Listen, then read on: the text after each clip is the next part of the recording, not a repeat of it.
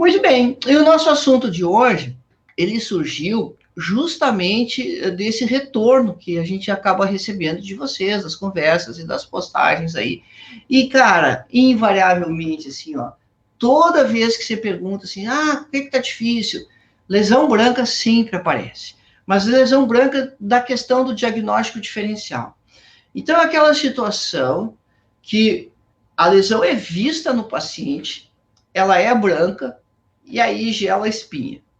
E o próximo raciocínio é a tomada de decisão do que você vai fazer com o paciente. Se você vai encaminhar, se você vai tentar resolver. E essa tomada de decisão, para muitos colegas, ela é tensa. Essa tomada de decisão pode fazer com que você perca o paciente, você encaminhe o paciente, ou você se frustre, porque não sabe como dar o próximo passo para diferenciar as lesões brancas. E aí, ao longo do tempo, é óbvio que eu também tinha essa dificuldade. Ao longo do tempo, eu fui construindo alguns mecanismos de raciocínio para me ajudar nesse processo de diferenciar as lesões brancas, de fazer o diagnóstico diferencial, justamente para poder vincular o paciente. O passo seguinte nessa história, então, quando você vê que você está conseguindo dar solução para os casos, está conseguindo dar acompanhamento para os pacientes, é você perceber a oportunidade de trabalho que isso representa. E essa é a grande sacada de hoje, Você vai ver que algumas lesões brancas, elas vão te dar muito retorno de atendimento, e você não pode perder isso. E é justamente essa questão de você ter a estômago focada para o consultório, de você ter a estômago focada para o mocho. Você perceber quais daquelas lesões brancas vão acabar resultando em consultas indefinidas, infinitas, talvez, ao longo da vida do paciente, porque ele vai precisar dos seus cuidados. Às vezes vai precisar dos seus cuidados permanentemente. Mas você não deve, você tem que ser íntegro, né? Você tem que ser honesto. Você não deve fazer isso para todas as lesões brancas, porque elas exigem tratamentos diferentes. Então, vê bem, o que eu quero chegar com esse raciocínio? Eu quero chegar com esse raciocínio que quando você faz esse diagnóstico diferencial das lesões brancas, isso vai te proporcionar não só atender, resolver, tratar e manter o teu paciente, mas criar um fluxo de consultas para aquelas patologias aonde isso está indicado. E isso é muito bom, isso é muito importante, isso traz bastante rendimento financeiro e isso traz bastante ocupação de agenda. Então, vamos tentar caracterizar as situações e como elas vão acontecer, como elas vão se desenvolver no consultório. Pessoal, e aí o paciente ou ele chega com a lesão, ou você vê a lesão, né? E qual é o ponto de partida? O que você vai fazer com esse paciente, né? Então, vem aquela questão do calafrio, da dúvida, da insegurança, talvez, de fazer o processo diagnóstico, porque as coisas nem sempre elas são tão fáceis, tão simples assim. E você precisa escolher o caminho. Você precisa definir a sua conduta clínica. Mas acontece que essa conduta clínica que você vai seguir, você pode seguir ela de acordo com um passo a passo.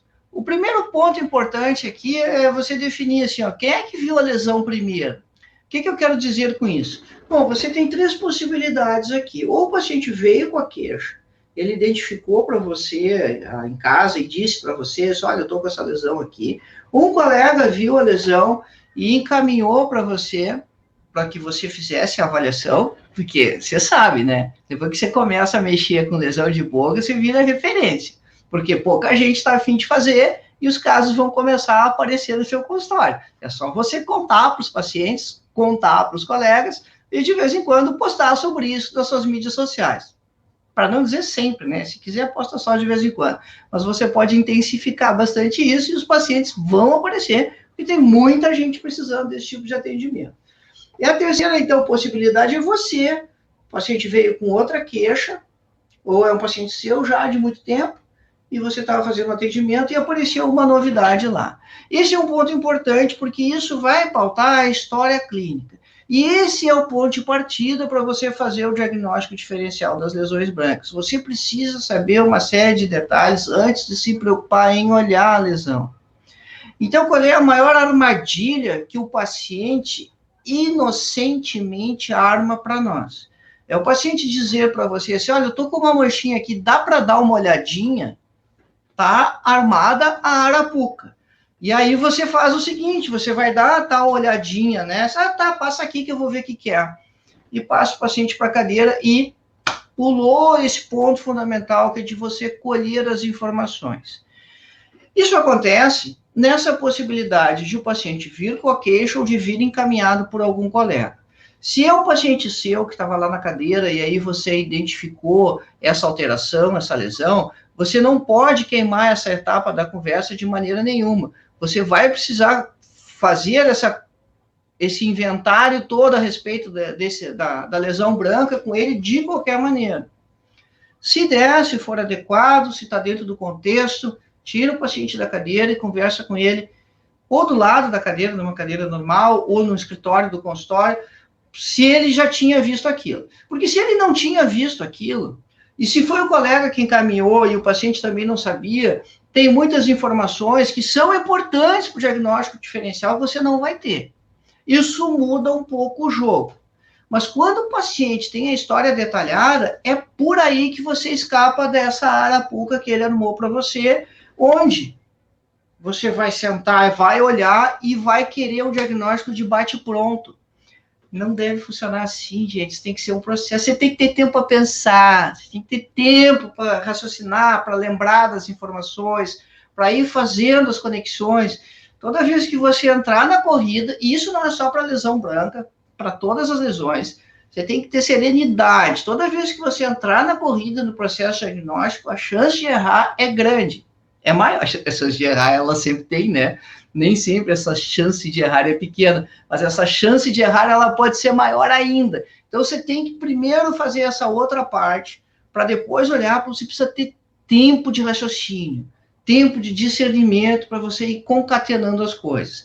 Então não tem essa jogada assim, quer dizer, não é que não tem, é que se você fizer, a tendência de as coisas não darem o melhor resultado, elas são maiores.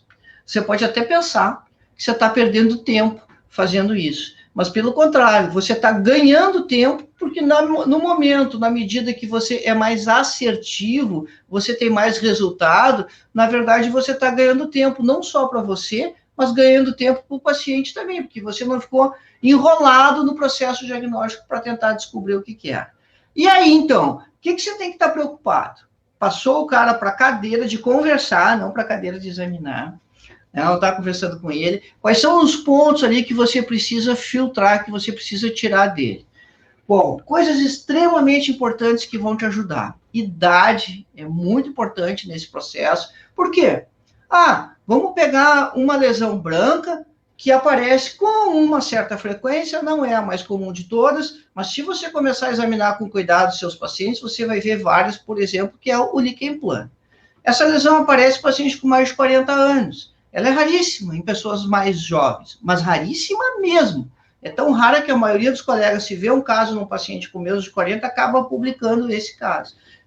Se você pegar textos clássicos, né, os livros lá de patologia, vai estar descrito assim, o lichen plano é uma doença típica da meia-idade.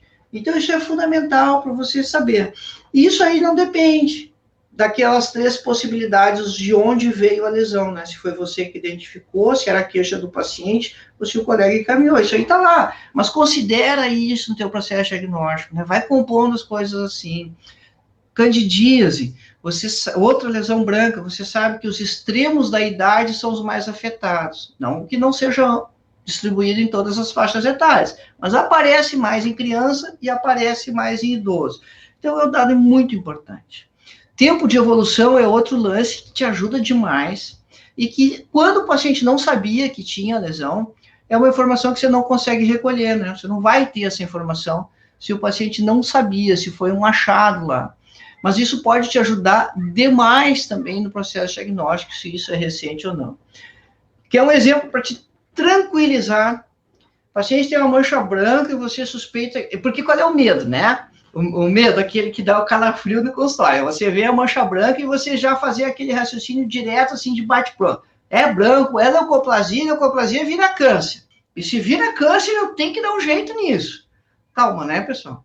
Então, para fugir desse processo, né, ou para fugir desse outro medo, se a leucoplasia vira câncer, o tempo de evolução, se o paciente sabe, ele é muito importante. Porque se o paciente disser para você assim, olha, eu tenho essa lesão aí há 10 anos já, eu já sei, outro dentista já tinha me mostrado, será que não tem um envolvimento um pouco menor, afinal tem isso há tanto tempo? Isso não quer dizer que a lesão tenha que ser negligenciada de maneira nenhuma, mas isso quer dizer que você pode ter tranquilidade para manejar o caso e para o processo de diagnóstico. Bom, a localização da lesão, ela também é muito importante para você compor esse raciocínio que você está fazendo, porque a localização, ela acontece mais em algumas lesões em determinados lugares e outras lesões em outros lugares, e isso vai te ajudar bastante para você fazer o diagnóstico diferencial.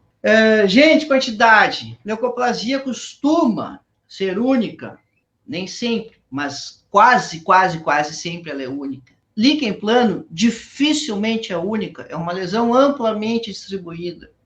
Leucoedema pega toda uma área, é branco, a gente vai ver esses casos todos. Leucoedema, a localização é fundamental, porque você tem o leucoedema lá na região jugal. Então, olha só quanta coisa você está colhendo antes de botar o olho na lesão. E aí, essa questão da quantidade, ela é muito importante. Porque, às vezes, o paciente mostra uma manchinha, ou a gente viu uma manchinha branca. O próximo passo é olhar o resto. Muitas vezes eu recebo pacientes que o diagnóstico, assim, ele era evidente, faltou olhar o cenário todo. Então, o cara focou naquela manchinha branca que ele viu e não viu que tinha outra do outro lado, na língua, no palato, na gengiva. Então, isso é muito importante, porque tem lesões que elas vão ser uma só e tem lesões que você vai ter várias, tem lesões que elas vão ser muito simétricas. Então, se o paciente disser que é uma só, você não acredita, você suspeita que tem mais, você vai olhar cuidadosamente o resto e vai procurar outras como aquela. Talvez aquela única que ele está queixando seja uma família, e você precisa ir atrás da família. Outro ponto aqui, então, fundamental, sai raspando. Talvez o paciente não saiba, porque ele não tenha tentado raspar, então isso talvez tenha que ficar lá para o exame físico, mas é um dado semiotécnico importante que você vai ter que colher. Sai raspando como?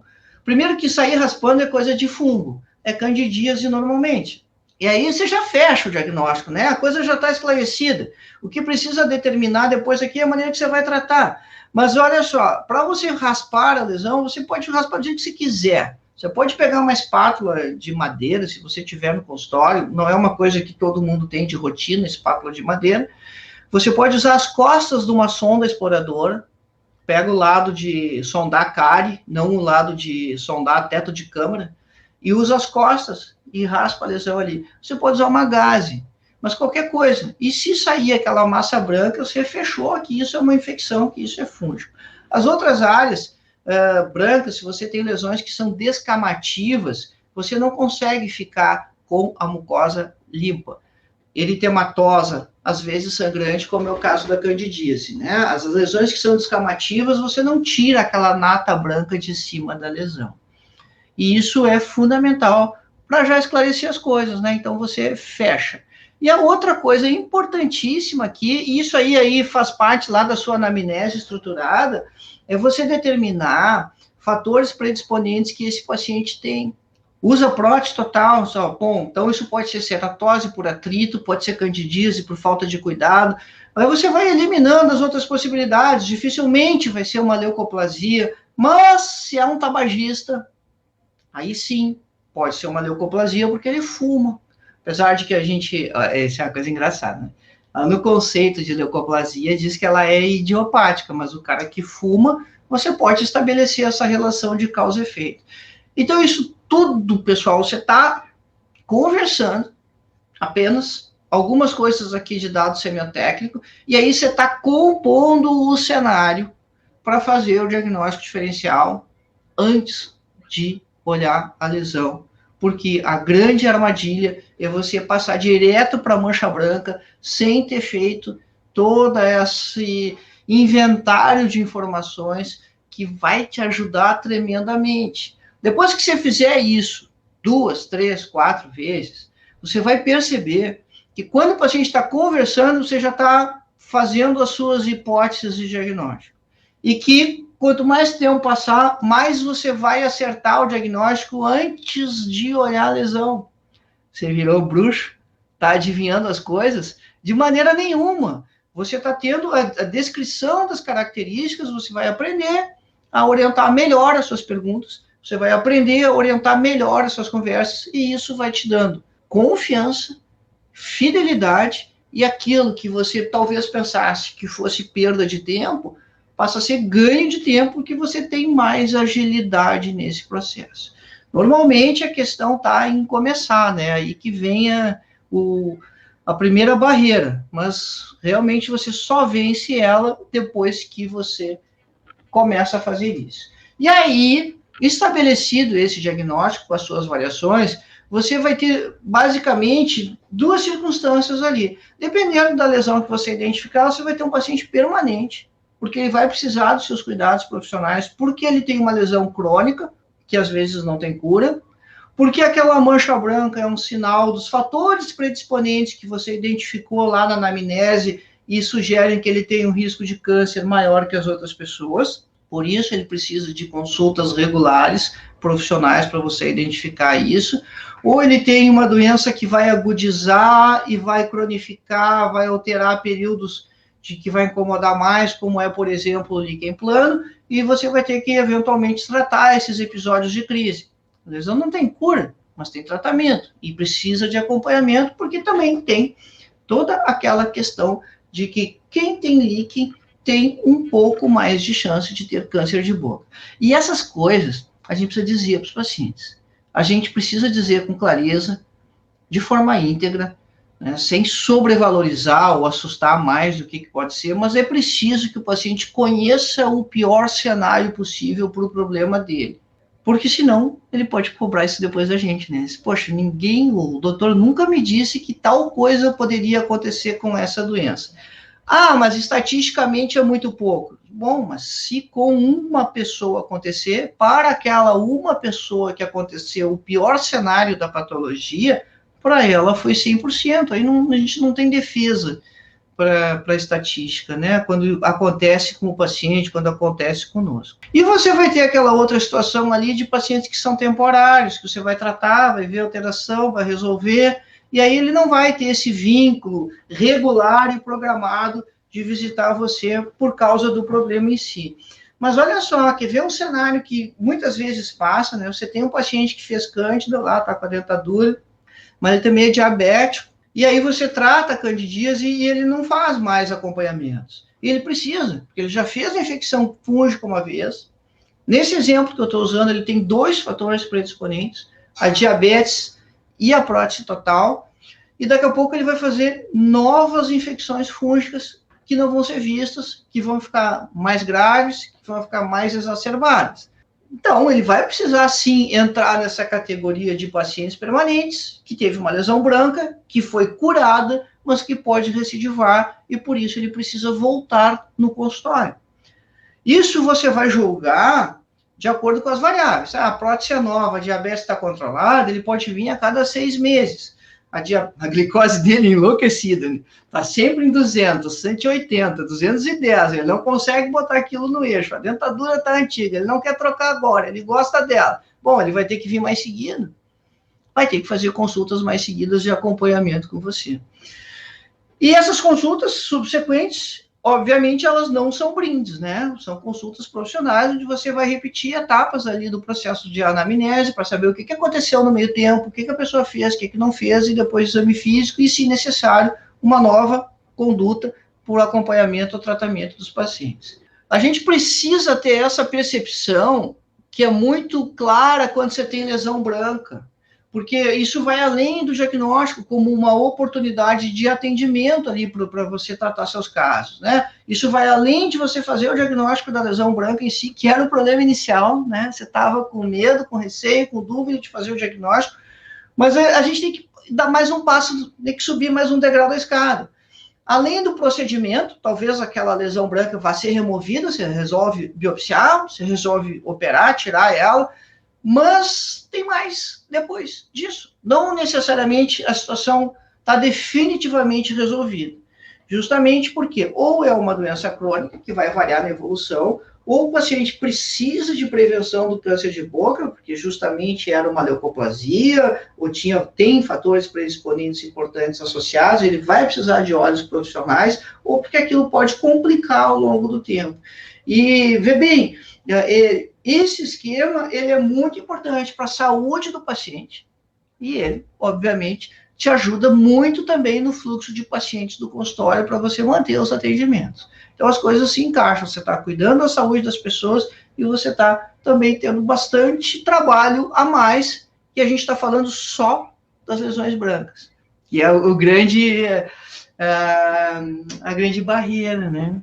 Você vê a manchinha branca lá e foge da briga, quando, na verdade, ali tem muita oportunidade de atendimento, muita oportunidade de trabalho. Então, vamos começar a diferenciar essas coisas aqui, cada uma delas, né? Então, qual é a armadilha clínica, né? Essa é uma lesão muito típica, muito característica, e por isso eu resolvi começar por ela, justamente por entender que ela é uma armadilha que pode fazer com que você erre, e aí você se frustra, mas errar a gente tem que entender que faz parte do jogo, ou ela também pode fazer com que você fique enrolado na solução do caso e tal. Então, qual é o perfil desse paciente? Vamos encaixar isso aqui naquela conversa inicial que a gente teve antes, sobre toda aquela quantidade de informações.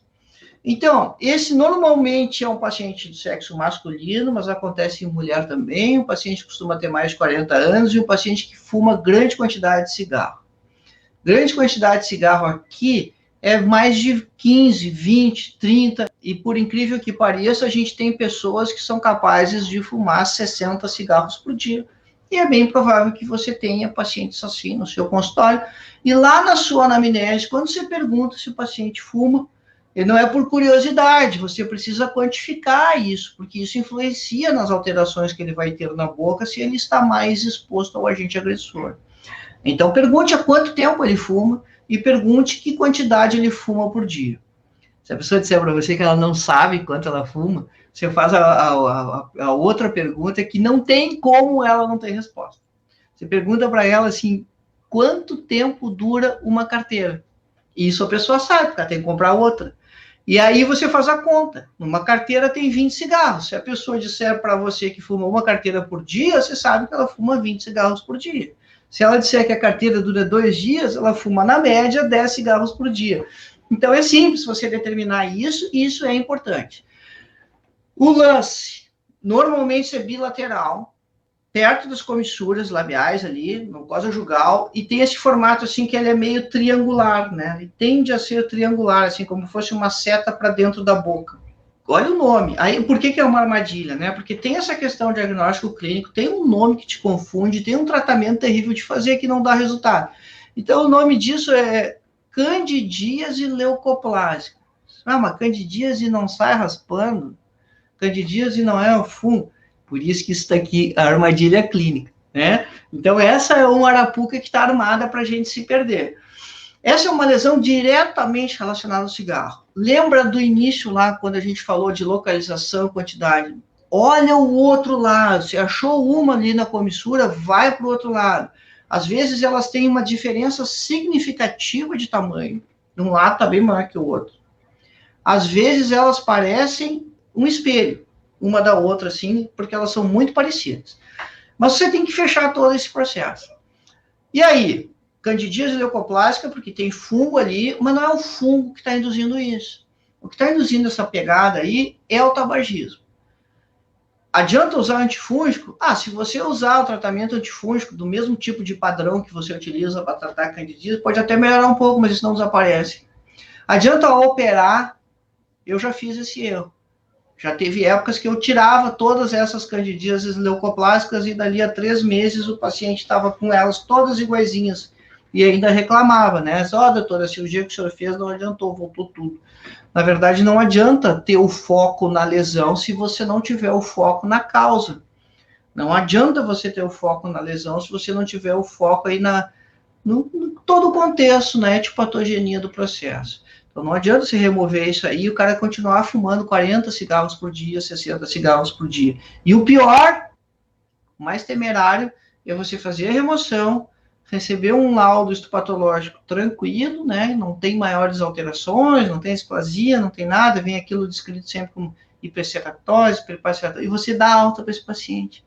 Meu, de jeito nenhum. Esse cara aí é o cara que vai estar em intervalos regulares no teu consultório. Você tem que dizer isso para eles. Olha, você precisa consultar comigo, vai pagar as consultas assim como paga o cigarro, porque você tem uma lesão cancerizável que pode virar câncer de boca. Ah, são muitas dessas que viram câncer de boca? Não, não são muitas que viram câncer de boca, mas a gente não sabe o que vai acontecer com a sua lesão. E por isso ele precisa de cuidados regulares profissionais e enfrentar definitivamente a questão do tabagismo. Na maioria das vezes, as pessoas elas não conseguem parar de fumar. Na maioria das vezes não conseguem. Alguns conseguem, a maioria não consegue. E essa aí é a justificativa para que ele faça consultas regulares para você, com você, para que ele tenha olhos profissionais cuidando das alterações da boca, para que ele não tenha câncer de boca, ou para que, na hipótese dele acabar desenvolvendo o tumor ali, isso seja visto precocemente, isso seja visto quando a lesão é pequena. Então, se liga nessa aí. Essa é uma que o diagnóstico dá banho na gente, porque às vezes você pode achar que é só a leucoplasia, mas isso tem outro nome, né? Dá para usar o antifúngico que melhora um pouco, mas não resolve, né? O que resolve é parar de fumar. Então, isso pode ser confundido com um monte de coisas. E aí o lance é o seguinte, né? Você faz uma biópsia aqui, você não vem esse diagnóstico de candidíase leucoplásica. Isso é o diagnóstico clínico, porque o que vai ter ali são alterações de aumento da camada de ceratina do epitélio, de aumento da camada intermediária, que é o que chama acantose, e aí você fica confuso, né? Porque quando você recebe um laudo que é descritivo, que não tem ali o nome da lesão, a gente fica às vezes meio perdido, mas a gente precisa interpretar, na verdade, né? O que está dito ali, o que está descrito. Até essa foi uma das razões que, no curso, no Curar Transforma, Descomplicando a Estomatologia, eu escrevi um e-book, preparei um e-book, na verdade, eu preparei, fiz uma compilação de laudos histopatológicos com a análise dessas descrições dos patologistas, para que os alunos do curso possam entender um pouco melhor esses laudos, né? Conseguir interpretar de uma maneira mais clara. Esse livro, esse e-book, é um bônus, né, para os alunos do curso. Aí você vai avaliar isso, vai fazer essa avaliação de prognóstico clinicamente. Bom, aí sim você vai pensar no tempo. Quanto fuma, a história que esse paciente já tem com você. Então, normalmente, quando é uma lesão assim, que ela está toda branca homogênea, eu faço a próxima consulta em 30 dias, né? Fotografo, meço, desenho, depende de onde você está trabalhando, né? Usa o recurso que você tiver. Fotografar hoje é fácil por causa do celular. E aí, a próxima consulta, depois que os seus olhos viram a lesão e você fez os seus registros lá em 30 dias. E essa consulta de retorno, essa primeira consulta de retorno, é uma consulta que eu não cobro do paciente. Dali para frente, sim. E aí depende se mudou ou não, e também se houve interferência no volume de cigarro que ele está fumando, falando no caso particular de uma situação como essa aqui. E de outros fatores de risco associados que ele pode ter, por exemplo, história de câncer na família, se ele também bebe bebidas alcoólicas destiladas, aí você compõe esse cenário. Usualmente, vai ser 3 meses essa segunda consulta de retorno. E dali para frente depende aí de como as coisas vão acontecendo, mas você tem que combinar isso e pautar isso claramente com o paciente. Então, as consultas de retorno você determina pelo tempo. Biópsias como fator de prognóstico, não. E aí, nessas consultas, explica isso para o paciente, hein? Explica isso para o paciente. Ó, se isso aqui mudar o jeitão, tá, fazer uma biópsia, e dali a alguns meses, se mudar o jeitão de novo, talvez a gente tenha que fazer biópsia de novo. Vai depender de ti. A gente também tem que ter a noção que a gente não tem culpa da doença do paciente. Né? Nem ele. Quer dizer, se ele fuma, mas enfim, não é esse o ponto que eu quero discutir. Mas a gente tem que oferecer a melhor assistência possível para que ele não tenha um problema mais grave que esse problema que ele já tem. Então, essa é uma situação assim que você tem armadilha clínica. Qual é a outra situação que dá o medão, então, né? Voltando lá para o início da conversa, né? Por que esse é o medo do dentista? Porque assim, quando o cara vê a mancha branca, ele não está confiante nesse processo de diagnóstico, não está com segurança, e aí ele se assusta, né? Ele quer correr da briga, e aí, muitas vezes, esse é o paciente que você encaminha do consultório porque viu aquela manchinha ali. Está faltando dar uma mexida no exame físico. Aquela placa branca lá, ela é causada pelo atrito da cúspide daquele último molar lá, do 28 ou do 27. Porque quando o paciente abre a boca, aquilo fica distante, mas a gente tem que lembrar que a pessoa fala, mastiga, come, bebe, enfim, beija, e a boca movimenta de tudo que é jeito.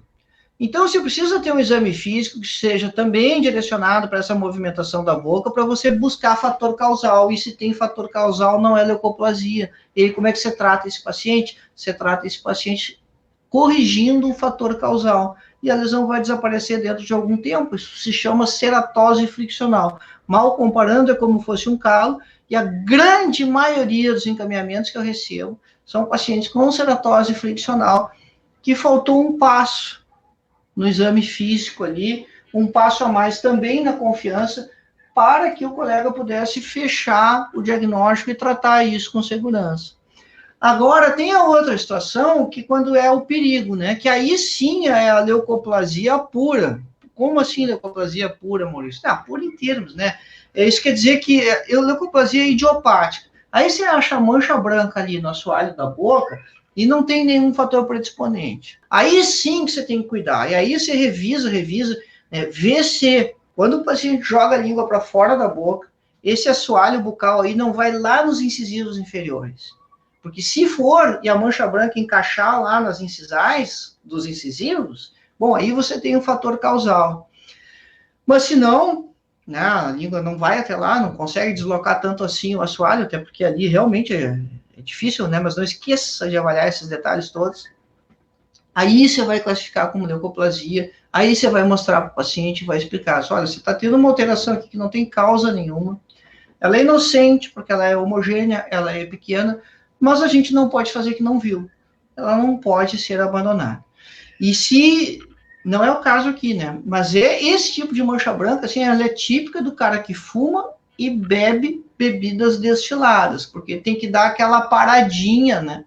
Para engolir a cachaça, o uísque, a vodka, e aquela paradinha acaba solubilizando o epitélio ali no assoalho bucal e torna ele mais suscetível à ação do tabaco.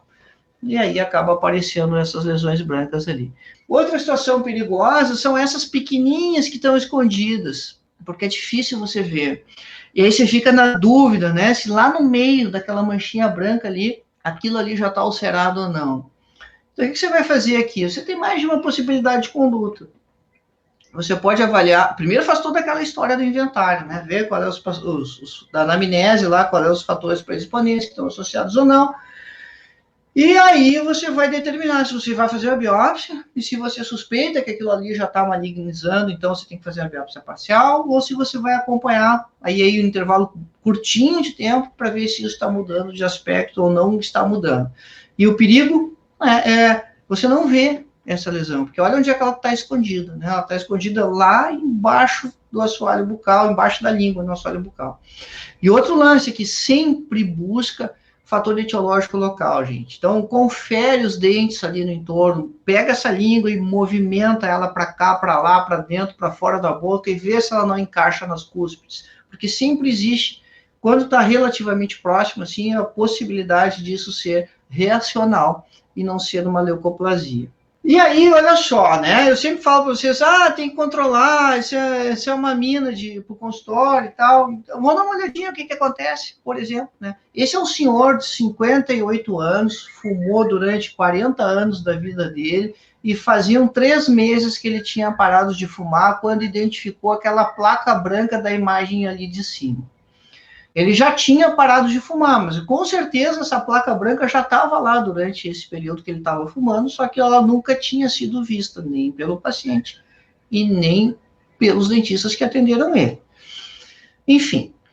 E aí, o que a gente vai fazer? Bom, você pode fazer a remoção cirúrgica toda ali, é uma área complicada, vai expor aquela coroa lá, ou você pode fazer o acompanhamento, ele parou de fumar. O importante é que você diagnostique e você defina a conduta e você revise a sua conduta periodicamente. Então, 6 meses depois, é possível perceber que já diminuiu muito o aspecto verrucoso na superfície dela, porque ela era bem mais exuberante, e ela diminuiu bem pouquinho aqui a extensão dela. Ou seja, ela está esmaecendo. Até quando esse paciente tem que fazer acompanhamento? Cara, tem que fazer acompanhamento enquanto tiver com a lesão presente. E aí você vai discutir com ele, então, essa oportunidade, ou de fazer a remoção cirúrgica, ou de seguir fazendo os acompanhamentos. Vê bem, ele parou de fumar, mas ele tem uma conta, ele tem uma soma grande do período que ele ficou fumando.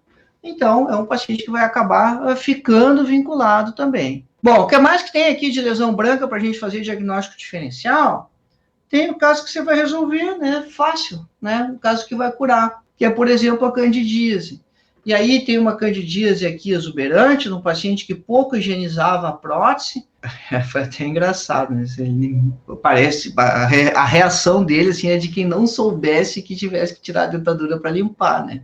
Depois de 30 anos usando prótese. Mas tudo bem, isso é outra conversa. E aí, depois que você tratar esse paciente e resolver a candidíase, ele vai ter alta? Depende. Depende se ele tem mais fatores predisponentes associados, depende se isso aí tem chance de recidivar ou não, e se vai ser feita uma prótese nova, muda as circunstâncias, se vão ser feitos implantes ósseo-integrados ali, e aí ele vai ter um protocolo que não vai ter mais acrílico no palato, também muda, talvez então ele possa ter alta. Você vai fazer implantes, vai fazer o protocolo, e ele tem outros fatores predisponentes, né? O mais frequente sempre é a diabetes, mas tem anemia, paciente que usa corticoide crônico, paciente que está em antibiótico terapia prolongada, câncer avançado, quimioterapia, radioterapia, a próprio envelhecimento. Acontece um processo que a gente chama de imunossenescência, né? O sistema imunológico vai ficando velho, vai ficando menos competente, favorece que apareça candidíase. Então, você vai avaliar esse pacote, né, que é o paciente ali de situações, e você vai determinar de quanto em quanto tempo ele vai voltar no seu consultório, para que você avalie se a candidíase recidivou ou não, se está tudo indo bem realmente com ele. Ou você vai deixar para o paciente notar, e aí quando o paciente nota, vai estar algo desse tamanho de novo exuberante, que pode até ter consequências mais graves, ele pode até evoluir para infecção pulmonar, por causa dessa quantidade toda de fumo. Ah, isso é comum? Não, não é, mas a gente já comentou isso algumas vezes hoje, né? Você precisa informar para o paciente quais são os piores cenários para o problema, para a doença dele. Nessa mesma circunstância, sim, você vai ter aquele caso que não vai ter alta, vai ser um caso permanente, que é o caso, por exemplo, de líquen plano. Isso são 4 imagens do mesmo paciente. Você tem a mucosa jugal do lado direito, do lado esquerdo, a borda da língua do lado direito e do lado esquerdo. Então, olha só o lance lá, você está orientando o processo diagnóstico, é único, talvez o paciente só tenha visto uma, se você olha aquela uma lá e tem que olhar o resto, tem que dar a geral. Amplamente distribuído, assim, tem que pensar em líquen plano. Líquen plano tem aspecto histopatológico característico. O diagnóstico pode ser clínico, depende da sua vivência, né, da sua confiança. Se você tem mais colegas para trocar uma ideia, que tem mais experiência, isso pode te ajudar a confirmar o diagnóstico. Mas se você está na dúvida e fizer a biópsia, você vai ter o diagnóstico conclusivo aí de líquen plano, e pacientes que têm líquen têm risco maior para o câncer de boca. Não é que o líquen vire câncer, mas eles têm um risco maior, porque isso acaba acelerando a renovação do epitélio, então é um paciente que vai precisar de atenção. Mesmo o líquen inocente, assintomático, então esse vai fazer reconsultas distantes, intervalos longos, exceto se ele tiver casos de agudização, aí você faz um manejo terapêutico para melhorar o caso, para deixar assintomático. É a sacanagem, né? Sacanagem do líquen é que 20 a 60% dos pacientes têm lesão na pele. A lesão na pele, o dermato trata, ela cura. A da boca a gente trata, ela não cura, ela só melhora, mas ela não cura. Então a pele consegue resolver, mas a boca não consegue resolver com o nosso tratamento. Pacientes ficam curados de líquen plano, mas no mesmo processo que ele fez a lesão, lá pelas tantas, né, o organismo se resolve. Também tem aquelas situações brancas eventuais, né, como o leucoedema, e aí ele é assim amplamente distribuído na mucosa jugal, não é um branco tão exuberante, não é um branco tão marcado, esse branco desmaiado, porque essas células, elas têm mais acúmulo de líquido dentro delas. É um processo que chama degeneração hidrópica. E esse acúmulo de líquido dá esse aspecto esbranquiçado, assim. Pessoas que são usuários de maconha costumam apresentar leucoedema também. Não é o caso desses pacientes aqui, mas é uma dica importante, né, para você também poder orientar o processo de diagnóstico. Não se faz nada, né, exceto o diagnóstico, esclarecer o paciente, e esse é um paciente que tem uma lesão branca que não tem que ficar fazendo consultas, né, não precisa voltar para você depois que você estabelece esse diagnóstico. Outra situação eventual é o paciente que é HIV e faz leucoplasia pilosa, que são essas lesões brancas na borda da língua, normalmente são bilaterais, tem esse aspecto um pouco verrucoso, por isso que chama leucoplasia pilosa, apesar de não ter pelos ali, né? Mas por causa desse aspecto verrucoso da mancha branca. É relacionado a um vírus, Epstein-Barr, que coloniza ali o epitélio, e não necessariamente precisa ser tratado essas leucoplasias pilosas nem removidas, né? Você tem a história do paciente, você sabe que ele é HIV, e aí você faz o diagnóstico clínico. Se isso incomoda, principalmente na questão estética, você pode remover cirurgicamente, né, fazer a biópsia ali das leucoplasias pilosas. Mas basicamente são lesões onde o diagnóstico ele é eminentemente clínico.